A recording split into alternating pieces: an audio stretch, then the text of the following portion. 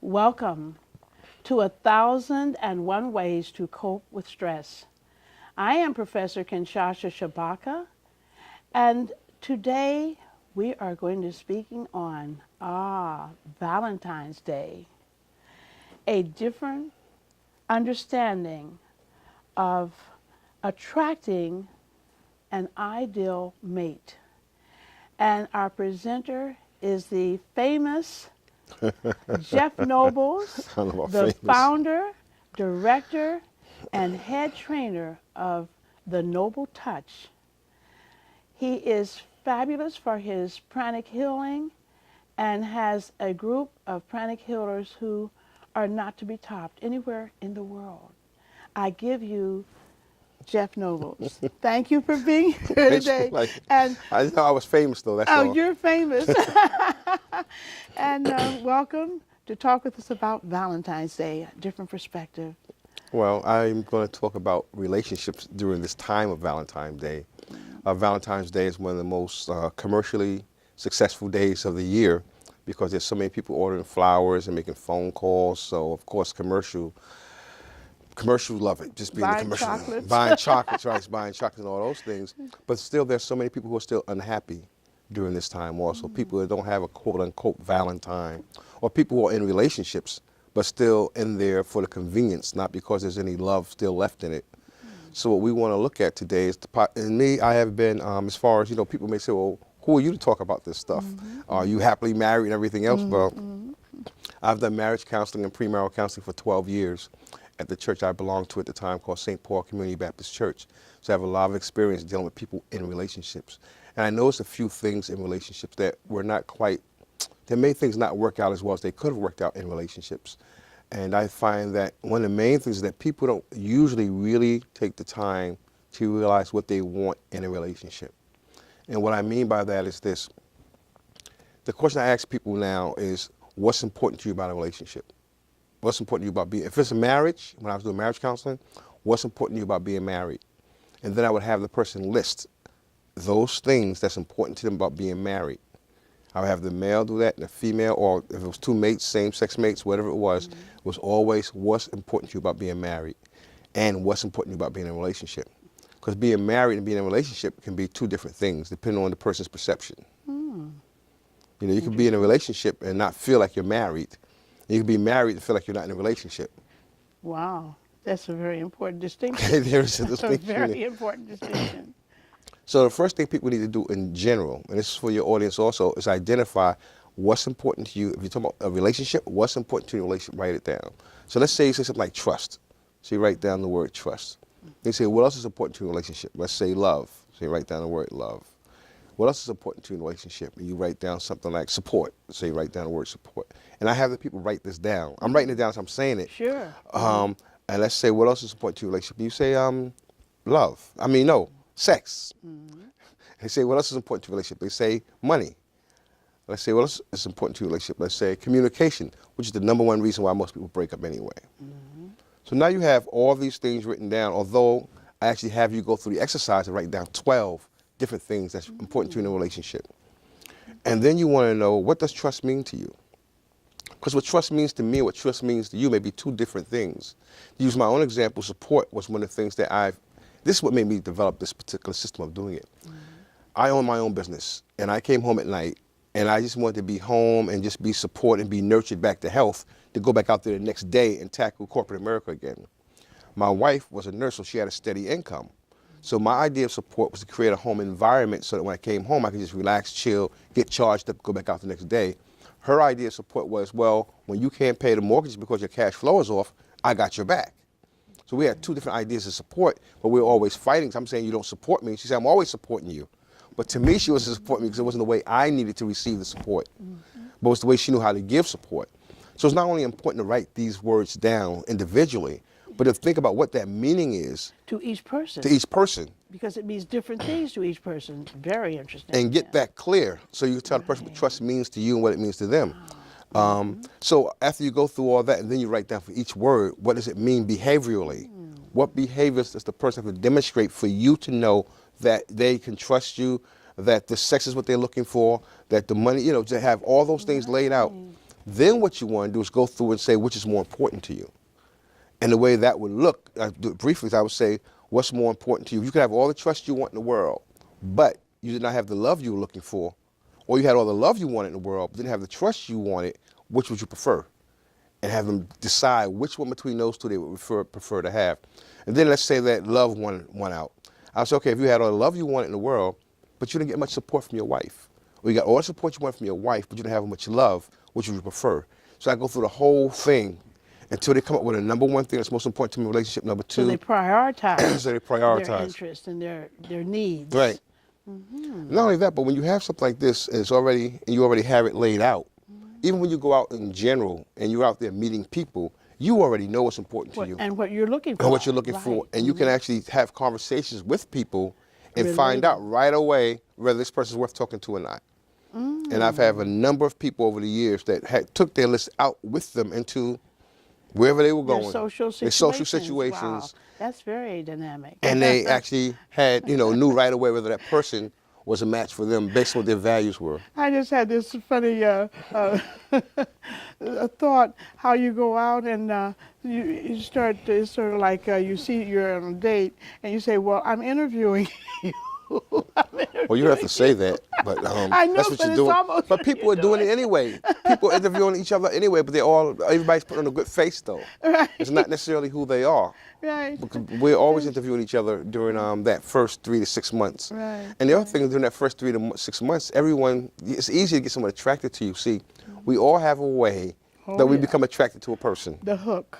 It's called, everyone has an attraction strategy. Right, that's true. And that's attraction strategy, in most cases are based on whether someone is visual, auditory, or what they call kinesthetic. Visual means that they're really stimulated by things they see.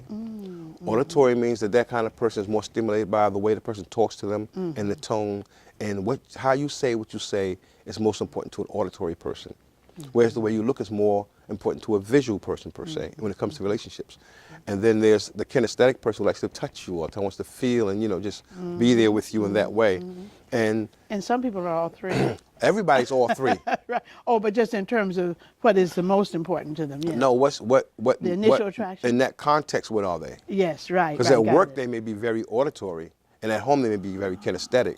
All right. So it's not that all of us are all three. It's just a matter of which one we're operating in at any given time, and be able to identify that. Wow, we're so complex, aren't we? Yes. So what happens in the beginning of a relationship is that we are all operating on all three.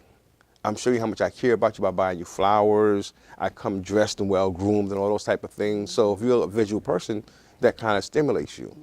I'm also talking to you about interesting things, keeping your interest as far as great communication, and then I'm using a voice tone that kind of, sits real well with you. It makes you lean in here. It makes you lean in the here, and it sounds pleasing to you. Right. And I'm saying things to you that, make you feel good. And then I'm also being very affectionate. I'm holding your hand, I may be touching your knee at dinner or whatever it may be, all those things. So all three are activating you. So whatever your attraction strategy is, it doesn't really matter because I'm hitting all three Yes, cylinders. Right. Wow. Right? But then after a while, what happens? I fall back into the way I like to receive. So if I am auditory, or if I'm kinesthetic per se, and you're auditory, so you like to hear me call you and talk to you for hours and everything like that. And I like to, when I'm around, I like to touch you, hold your hand, hug you, all those things. Right. So now if I don't call you for let's say, you used to talk to me every day, 2 or 3 hours. Now all of a sudden, I get a promotion and you're talking to me once a day for 20 minutes. Now you may associate meaning to that. Whereas to me, I'm not associating any meaning to it, just that I got busy. Now when I see you, you can have a different attitude towards me. Because I'm going to want to still touch you, hold your hand, and hug you, and you're going to be like, wait a minute. Why? No. You don't call me anymore. You're only on the phone with me 15 minutes now, and I don't know what's going on. Are you seeing someone else? I mean, you stopped calling me. What's going on here? I'm saying nothing. I just got busy at work, and I just don't have the time. Well, you made the time before, you know, and it becomes an argument back and Our forth. perceptions are Right. so important Yes, in relationship. very Our important. perceptions. So, and that's where that conflict begins to start, because I've fallen back into what I like, and you fall and you're still expecting what you were enjoying, which is what you like. So we gotta be careful to understand that some people need the stimulation visual, some people need it auditorily, some people need it kinesthetically, and there are other senses also, but I just mentioned those three, you know, because of time constraints. But That's why the communication is so urgent in relationships. You really need to communicate these things that are happening. it's hard to communicate if you don't know them. But she would know you were in a new job, in a new, wouldn't But she has not associated the fact that I'm I not got calling it. her to that new job. I got it. I got it. It may be okay Yeah. at first, but after a while, it's going to get to her a little bit because she wants to hear from me like she did before. She missed those conversations. She missed that Okay, stimulation, that sure. intellectual stimulation. She misses it. So those things happen a lot in relationships.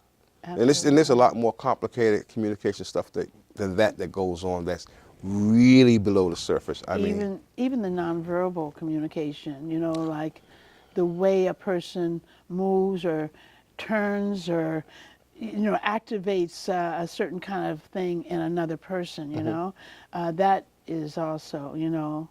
well, you cannot not communicate. You That's cannot not true. communicate. That is true. You're communicating all the time. All the time. The question is, are you communicating what you intend to communicate? Is it being received that way? See, in NLP, we have something called the meaning of your communication is the response you get, regardless of your intent. So it doesn't Just matter. for the audience, Okay. NLP, explain that. NLP stands for Neuro-Linguistic Programming. In its most simplest form, I would say it's the way the pictures that you make inside your head and the things that you say to yourself affects your nervous system and causes you to act or react a certain way. It's one of the most powerful tools for personal transformation on the planet as far as rapid personal transformation is concerned. That's what NLP is. And so we have a presupposition in NLP that the meaning of your communication is the response you get, regardless of your intent. It doesn't matter what you intended to communicate. The meaning of your response of your communication is the response that you actually got from the person you were communicating to. And that means you have to develop behavioral flexibility so you can talk to more people and be able to reach them. Absolutely. Wow. Now, if you want to go deeper, Oh, I do. I mean, Let's this hear it. is even deeper Let's than hear it that. all. My audience can take it. You sure y'all ready for this? Because now we're going to go even deeper because there's subconscious programs that are running that determines how we respond to anything. We all have these unconscious filters that are running all the time that we don't even know are running. They just happen automatically. I'll give you an example of one. Let's say in a relationship that you're dating someone that always asking you for your opinion on something. Then you give them your opinion on something, but they do something else all the time, something different all anyway. So then you get pissed off after a while and say, don't ask me anything because you're not going to do it anyway. And that's a subconscious program that they have running. That in a neuro-linguistic programming field, we call that program, what do we call that program? I just drew a blank that quickly. But the way it works is that external, internal frame of reference. They have what's called the internal frame of reference. They may have an external check, meaning they'll check with the external world to see how the external world feels about something, but they're going to do what they want to do anyway. So they're asking you just to check to see what you're going to say and what you think, but they have an internal frame of reference, which means that no matter what you say, they're going to do what they want to do either way, whether they're right or wrong. If you want to look at an extreme example of that, you can look at the present president of the United States. Ooh. No matter what anyone says, he does what he wants to do anyway because there's a strong internal frame of reference. That's an unconscious program running. He may know he does it automatically, but most of us don't even realize that. Another example in a relationship that I used to see a lot of times when I used to do a lot of relationship counseling is what they call options and procedural.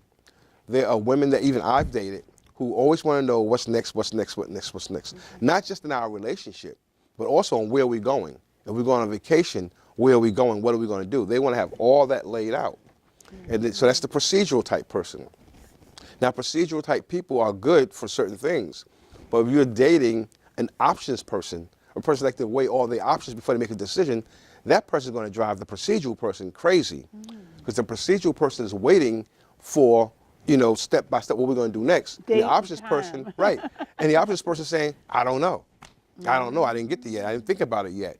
So that can drive, and in a relationship, that can cause a lot of problems. Sure. Because the mate wants to know what's next, what we're going to do on vacation, what we're going to do next Friday night, what we're going to do on Saturday night. And the opposite person's like, I don't know, I didn't think about it yet. Right. So that's cause problems also. So there's so many different little things. I mean, even when it comes to something simple like love, how does a person know when the other person loves them? How do they actually know that person loves them? There's some type of evidence procedure that's set up in our own minds that tells us these things has to happen for us to know that that person loves us. Now, if you're dating a person that is that you have to prove multiple times the same thing over and over again, it depends on how many times you have to prove it. You can drive someone that really loves you crazy because no matter what they do, it's not enough. It's not enough. Wow, yeah. It's not enough. And that's an unconscious program, once again, that's running, that you say, okay, well, you told me if I told you I love you, that would be enough. I told you I've loved you like for the last 3 weeks. But because they have a continuous need to be, for it to be proven, you will never satisfy that person no matter what you do. And then people can tell one time I love you and they fall in love with you, and those people sometimes get stepped on and used in a relationship because all they need to do is hear it one time and say, oh, he loves me, oh, she loves me, oh, they love me, and they don't really love you. They just said that one or two times. Right, so there's a balance. Wow. And then the key to knowing all this though really is to be able to sit down with your mate and say, okay, you're an options person, I'm a procedural person. I like to know what's happening on Friday night. You don't want to tell me what's happening on Friday night until Friday morning. Where's that middle ground at? Where's that middle ground? Where's the middle ground? Where's the balance? Where's the balance, right? Yes, absolutely. And when you begin to do that, you'll begin to eliminate some of the communication problems that people have in relationships. That's why it's just a much deeper look at relationships on this Valentine's Day coming up. There's a much deeper look at it because we must begin to look at the deeper aspects of the relationship in order for it to be a more meaningful and long-lasting relationship where everyone's happy. Right.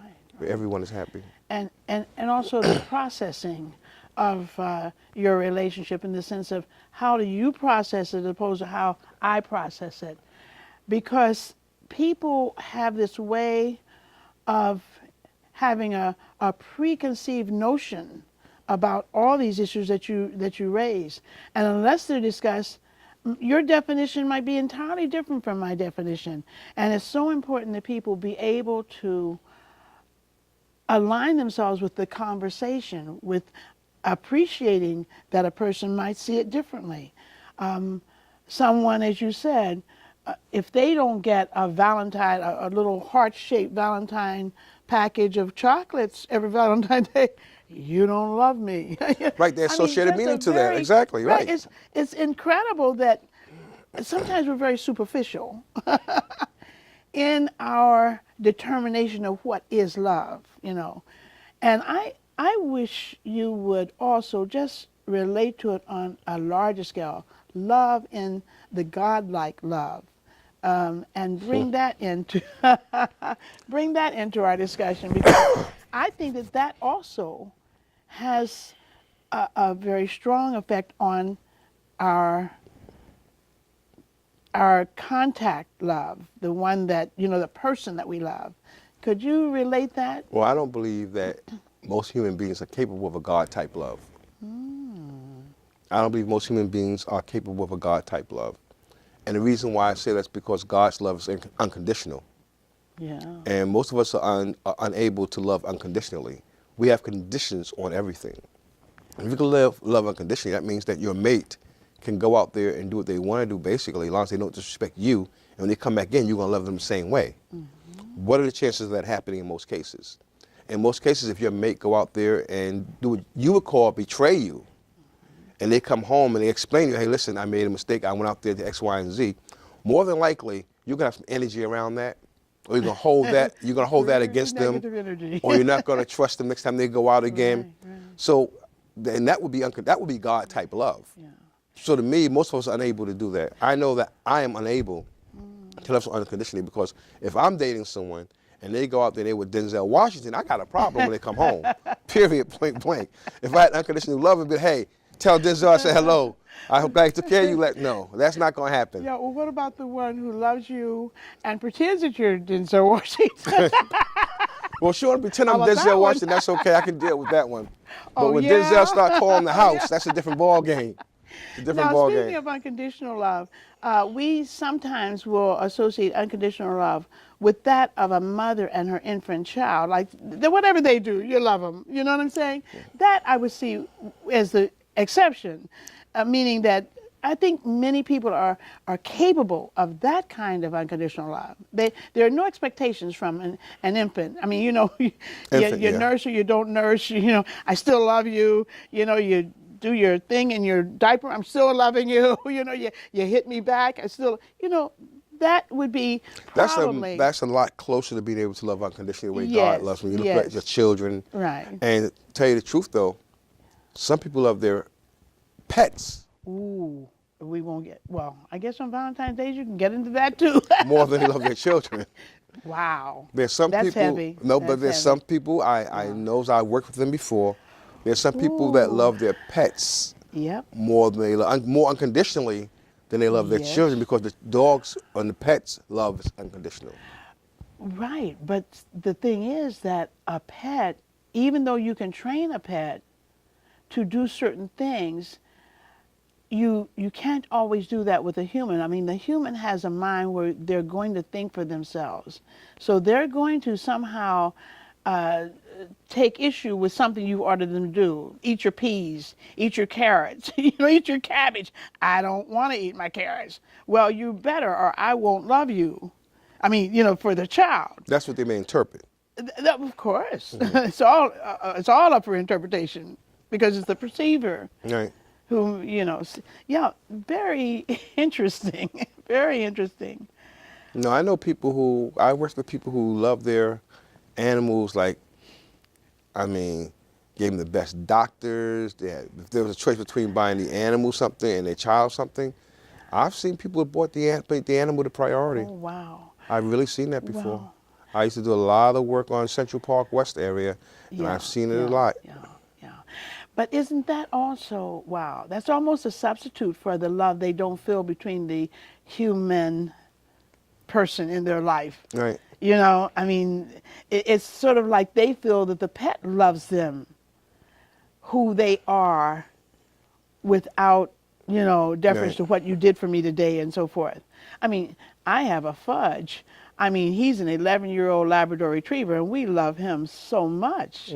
He's a family pet, and he has the best doctors. He has the best coats in the wintertime. He has the best level of food, the best care. But that does not accept us from our human relationships. Right. As a matter of fact, I think that a pet in a family can help increase if you use it correctly, and share the responsibility for the pet and so forth and so on. But that's not the case in many instances. And I've seen a few of those with the little diamond necklaces. Little neck. But you won't Yeah. buy the son the chain with his name on it. Okay, I got you. Right? I hear that. I hear that. Wow. So this is really a very important issue, though. I mean, we can make light of it, but it is very serious. And people need to really take a look at themselves. Well, you mentioned something earlier I want to go back to. The question becomes, what is it about the person that if they don't receive that box of chocolates or those flowers, that they get angry about it? Why is that box of chocolate or those flowers on Valentine's Day that important to them? That's what we need to really, really look at, because they're associated so much with this box of chocolate or these flowers that they are now dismissing or creating negative energy around the person that did not send it to them. Sense of rejection, sense of, you're not living up to the mode, so many things. Whose mode? My mode. Yeah, but where'd your For mode, you. Yeah, where'd your where'd you mode get come that? from? Where'd your mode come from? Exactly. I think a lot of it comes, and people don't like to acknowledge this, I think a lot of it comes from the exterior, meaning external influences as opposed to internal. It's the advertisements, like buy your mate this, or get this diamond necklace from Tiffany's or Cartier, or get this box of chocolates, or do this or do that. The environment has a way, and it's commercial, has a way of demanding, you better send 2 dozens of red roses. I mean, if you don't really love your mate. Those external stimulations from the TV, from all the advertisements has a lot to do with that. Well, see, when you realize that when you begin to turn off the TV and begin to realize that the deepest, most profound love you can have is the love for yourself, knowing that you have the spark of divinity within you, honoring that spark, that the divine spirit of God lives within you, and fall in love. You talk about spiritual love. Fall in love with that aspect of yourself. Honor that aspect of yourself. Walk, talk, breathe, taste, smell, feel in that presence. And you won't need, those boxes of chocolate won't mean anything to you anymore. Those flowers won't mean anything to you anymore, because you have realized that you are the master's piece. And that's the most important, strongest love you can have in the world, period, point blank, before anyone else. You know, sometimes they say that in relationships that come opposites attract. To me, that's so wrong. I think that what you need to do is have the cake baked before you meet the person you want to be with. And the person you meet, they just add the icing to the cake. But the cake already needs to be baked when you meet them. And that starts with loving yourself. One question I used to always ask married couples, or couples that were engaged to be married, is, would you marry yourself? And you'd be surprised how many people said no, and they would still get married. They would say they would not marry themselves, but they would still be getting married. That is so beautifully put. And I think that is the last word, because you can't top the love of God, the love of self, the love of family, and the love of children, and the efforts that we make in our lives that have to do with love always prevail. I thank you so much, Jeff Noble, for another wonderful presentation. Thank you for inviting me again. Thank you. Okay. Appreciate it.